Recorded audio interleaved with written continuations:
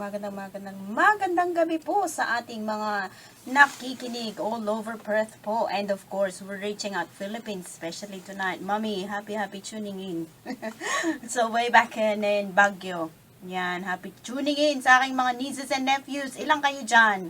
Bust us out on our Facebook page. Ayan, meron tayong ang aking Facebook page po nakabukas. So, yan po yung mga nakikinig. Well, you're most welcome to Greet on Air. And mag-dial po kayo ng phone 922-75953. And of course, meron tayong dalawang special guest. Ang ating pong representative from the Tagalog School of Perth. Ayan, si Cielo at saka si Karl Franklin. Welcome to our program. Hi, good evening, Melba. Good evening, Cielo. Nice voice. Thank you. Good evening. And another nice voice. Wow. Thank you very much for joining me tonight. And hopefully you enjoy the program. You will learn much more about Cielo and her Tagalog school. Ayan. So dito sa Perth kasi uso ang Ingles. Kaya matuto tayong mag-Tagalog para tayo po ay magkaintindihan. Okay. So we should encourage our loved ones. Oh, let's start with our hobbies, to learning Tagalog just so we can understand each other. Not just each other, but, the family as well. Because sometimes our family don't speak that much because they're shy. Yeah, totoo yan, Melba. So, Mami, matututo na si Jack, nandito na si Cielo. Ayan, so happy tuning in po sa ating family. Meron ba kayong i-greet? Do you have someone to greet on air? Probably our kids are listening. Hi, Kiara. Hi, Alec. Kiara and Alec, happy tuning in. How young are your children? 14 and 17. Wow, they're teenagers. Yeah. So they're that stage of life. Do they speak Tagalog? Hindi pa. Oh, Mommy. Nag-aaral sila ngayon. Good stuff. You start with the children. Good on you. Yes. Ayan. So, bago po tayo magtalakayan po about our language, meron po tayong issue tonight. Actually, communication styles. Ayan, directness versus indirectness. Ayan, Westerner versus Filipina. Ayan. Tapos, meron tayong mga language issues. It's so fitting na pag-uusapan po natin ang about language dahil po ang ating pong kasama dito ay Tagalog teacher. So, pag-uusapan po yan, we will learn much more about the history and the background, pati na ang kanyang love story. Ayan. Si Cielo mamaya. So, yung mga gustong mag-request, well, tumawag na po kayo habang po nagpa-play kami ng music. 922-75953 o kaya naman po gusto nyo kaming i-live streaming sa inyong mga computer, iPods, ayan, www.6EBA-FM.au. And Mr. Jane tonight, ang tungkol kay Cielo, we'll give the floor to Cielo para po sabihin niya sa atin kung ano po ang tungkol sa kanyang school. Ayan, Cielo. Yes, Melba. Ang ating Tagalog School of Perth nagsimula noong July 24. Bali, 2 weeks ago lang. And napakarami ng mga interesadong mag-aral. Kaya this coming Wednesday, magkakaroon tayo ng pangalawang klase. So, lesson 1 ulit tayo. So, ikaw lang yung teacher o do you have someone else Ako, helping you? sa ngayon, ako lang. Yeah. Ayan, Tess. Maalaan pa niya nakasama. Yeah. Oh, so basically, paano siya nag-start? How did it start? Lagi nang sinasabi ko, no, yung mga anak ko, hindi sila natuto nag-Tagalog. Na lagi sa bahay, English ang usapan namin. So, naisip ko, mas maganda talaga kung mayroong eskwelahan. Kasi ganun naman talaga natututo mga bata. Naghanap ako at naghanap dito sa Perth pero wala akong nakita. So, naisip ko, siguro, what if ako na lang mag-start? Pero syempre, hindi naman agad-agad yun. Lumipas din ng kung ilang taon. And then eventually, last year, nung maisipan ko siya uli, sabi ko, siguro this time, since hindi ako nag-work, seryosohin ko siya. So, yun, pinag-isipan ko siyang mabuti and then nag-start na ako maghanap ng mga materials, ganon. And then, with the support din naman ng family and friends, lahat ng makausap ko, sinasabi, that's a good idea, So, yun, early this year, that's it, final na, nag-start na, until eventually, ito na ngang July, massive, Mahirap Parang, ba? Is it hard to, in, put up a school? Because you see, it's like an institution. You have to be, legal, and you have to do all sorts of papers and whatever clearance you need to do. hindi naman. Basta gagawin mo yung mga, yung proper things, registrations, ganyan. Everything is smooth naman, yeah. Yun nga, ang nahirapan lang ako ngayon, or not really nahirapan, but challenging, yung lessons. Kasi gusto ko yung practical, yung magagamit Easy, nila, oo, in everyday life. And yung madali nilang matutunan ba, as a family lalo na. Kasi nga, most of them, either asawa ng mga Filipino or yung mga anak nila. Yeah. Yeah. Although meron ding ibang Australians na not related to Filipinos, pero may interest sa Philippines. Like a couple, nagvo-volunteer sila sa Manila. And I have a family of 4 na kailangan ko pang malaman ng istorya nila kung bakit. Kasi, yun nga siguro somehow, I know nag-foster sila ng Filipino child. So maybe every now and again. Yeah, oo. And then, ito nga yung ating darating na klase this Wednesday. Again, another family of 4 na naman. So, growing. magandang istorya. Yeah, Maybe oo. you need a bigger building and lots more teachers. Do you really have to be qualified as a Tagalog teacher or just, Hindi. Like ako, hindi naman ako talaga teacher eh. Actually, ang background ko nga is computer programming. Wow. So, it's very far. Ibang-iba siya. But, I guess yung more on yung perseverance mo, yung pagiging systematic mo, pagiging organized, everything as a teacher. Siguro, deep inside, I possess all those. Kaya, naging madali para sa akin. Pero yeah, qualification-wise, so far, hindi mo siya kailangan. Hindi mo siya kailangan. And meron ka bang limit dun sa amount ng yung students for that certain school or you can have as many as you want? I try to limit 20 to 30 at most. Per class. Per class, oo. Kasi, para na rin sa kapakanan ng ating mga estudyante, para madali silang matuto. Kasi kung sobrang dami naman, mahirap mo silang ma-one-on-one. Ganon. At least ngayon, nakikita ko pa kung sino yung nakikinig, sino yung nagpa-participate. Yung ganon. Mas madali ko silang maalagaan. Oh, ayan. So, maganda yung story. Kasi pati story ng mga tinuturuan mo, it's very good cause. So, yan, mga interested po, well, come and join us. Actually, will call us and then we'll give you, meron kayong Facebook page, right? Yes, meron kaming Facebook page, Tagalog School of Perth, or pwede rin kayo mag-email, tagalogschool@gmail.com. Ayan. Tapos meron sila dun sa, ang kanilang school is yung Yokain Community Recreation Center. Oo, tama. Sa 287 McDonald Street, Yokain. Malapit lang yan sa city.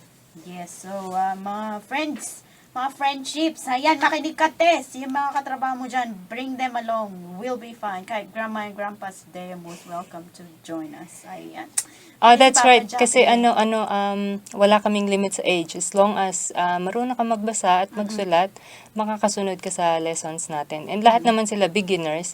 So, it doesn't matter kung bata ka o matanda. Oh, so they have, you can join the class like the whole family you've got, Yes, oo. Very nice. So, at least happy family learning Oo, together, oo. Very nice. Parang sa amin. So, you're learning as well, Karl? Oh yes, it's a really good fun actually. I'm enjoying all the challenges that it takes to master a language, but I certainly do have a long way to go. Just a simple sentence is quite the challenge. That's good. Yeah. Are you finding it fun to learn it with other people? Rather than just being one-on-one? Oh, much more fun. Yeah, everyone's at the same level as now, but I'd like to see how we are in another, say, 10 weeks' time. Yeah. We're really going to make a big difference because if you just do that little bit of homework, I'm sure you'll soon start to get a lot better within 10 weeks or so. That's nice. So I think I'm gonna encourage my if it's not in the uni because he does have night shift work, so he might not be able to. So if she expands towards the south area, because we're from Port Kennedy, Oh, okay. so it's quite a big drive for him to go to work alone and then go to Yokain and Okay. course. But yeah, he's very interested in learning Tagalog. Mm. He'd love to learn from me, but sometimes my impatience comes from me, Well, being tired from work, you have to do all the household chore, blah, blah, blah. I complain. Yeah, but sometimes I neglect that bit. That's right. We've been married for over 18 years now, and I've always wanted to learn to speak Tagalog, but you just need that true Yeah. lesson in a classroom where Seriously. you're sitting in front with other students and you get serious. Yeah, if Yeah. you're just trying to do it, with yourselves, fun, husband and yeah. wife, it's not a serious lesson at all. It's as soon as it gets distracted and you're off doing something else around the Yeah. house. So, So, yeah. yeah. Good. So maybe our workmates as well, because we are in an environment where four of us are Filipinos in the workplace, and the rest are in the foreign, Western, and they actually ask us the meaning of this and that every Is now that and right? again. Yeah. And we actually very cheeky. We teach them the cheeky words.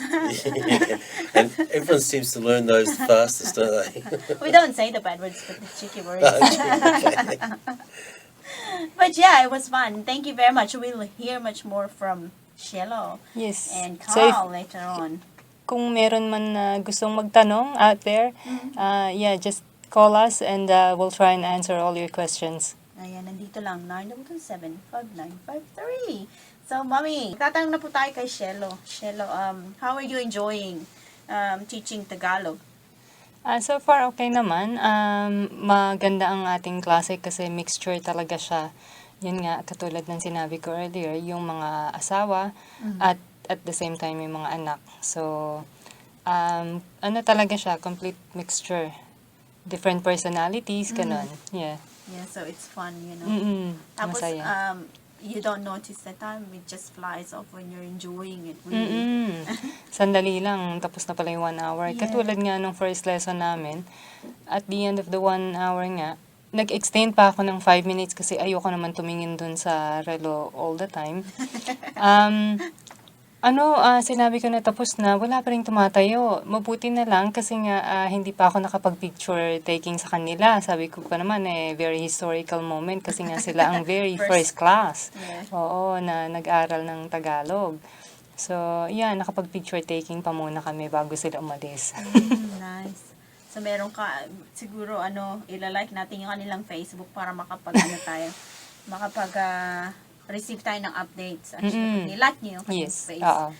Facebook page. Para at least naman alam nila yung updates kung ilang klase ka na or kung, ano ng level nung... Tsaka, syempre, ino-notice natin yung changes in the next 10 weeks, sabi nga ni Karl. So, ititest natin yan si Karl kung pwede na niyang patayin yung bayang bagiliw. We were actually trying to get my husband Jack to sing the national anthem, the Filipino national anthem. If we receive 5 phone calls sa mga friendship, nako, tumawag na kayo, pakantay natin si Jack ng bayang bagiliw.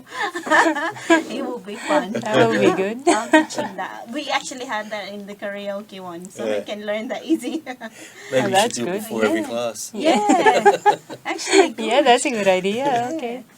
So, syempre, part yan ng ating pagka-Filipino, the Oo. national anthem. So, we learned I actually didn't know anything about the Australian anthem. I haven't. I still don't know anything about the Really? Australian anthem. Okay. I'm not that bad then. No, nothing. All I know is Advanced Australia. Oo. Mga bata alam nila kasi syempre sa eskwelahan Yeah, sa school. tinuturo. Yeah. So that's a good idea nga yung maituro ang bayang magiliw. Yes, Yeah. absolutely. So, ayan, Jack, join the class. You'll be having fun.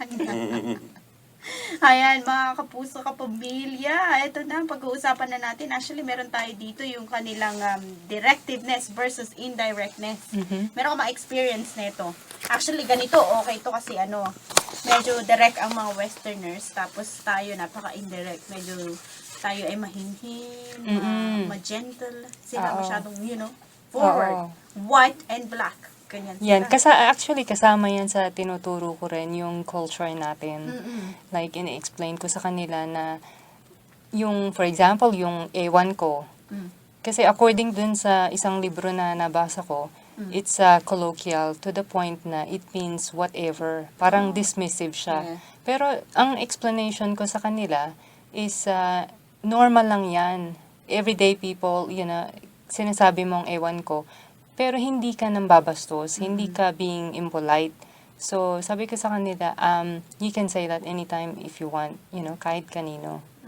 So, ganun din yung opo at po. Siyempre, yun, in-explain ko rin sa kanila ang importance nun. Kasi sa atin, malaking bagay ang respeto, respeto, lalo na yes. sa parents, sa Perfect, mga yes. nakatatanda.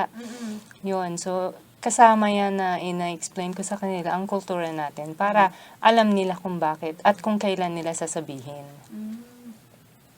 So, ayan, meron tayo ditong message from the Philippines. Sabi, correction, lupang hinirang. Yes. Oo nga naman, Od. Sorry, my dear. Ayan, lupang hinirang daw pala ang title. It's not Bayang Tama. Magilo. Well, that's how we started. Bayang Magilo. That's how it starts. So, I assume that's really a common mistake. Since elementary, that's been my mistake. I've never learned. Thank you.